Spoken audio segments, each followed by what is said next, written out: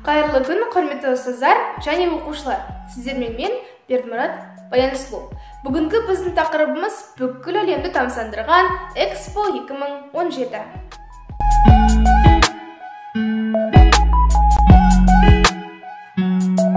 Экспо 2017 болашақ қуатым. Қазақстанның елордасы Астана қаласында өтті. Халықаралық көрме бюросы ұйымдастырды. Бұл көрмеге 115 мемлекет және 22 халықаралық бюро қатысты. Көрмені тамашалауға 3 миллион адам келді. Осы көрме жайлы қала тұрғындарынан сұхбат алдық. Экспо 2017 жайлы ол Қазақстанның жетістігі деп айтылатын. 2012 жылы Париж қаласында өткен мемлекеттер арасында көрмені өткізу бұл жасырын дауыс беру арқылы өтті. Бұл кезде 2055 мемлекеттің арасында 103 мемлекет Қазақстанға дауыс берген. 44 дауысты Бельгия жеңген.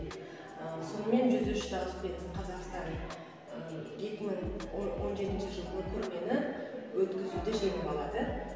2017 жылы көрме атауы болашақ қуаты деп аталды. Болашақ энергия. Ең бірінші жеткен жетістігі осы болашақ энергияны көрсету, басқа мемлекеттерге өзін паш ету, содан кейін барып қазіргі технологияларды ұтымды қолдану болды мақсат.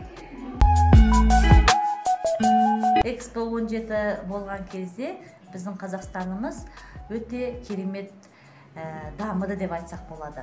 Экспо 17-те Қазақстан өз мәдениетін, салт дәстүрін, әдет ғұрпын бүкіл елге танымал қылды. Экспо 2017-нің IT-технология бағыты ұнады. Себебі қазір Қазақстан дамып жатыр. Оған бір себеп IT-технология.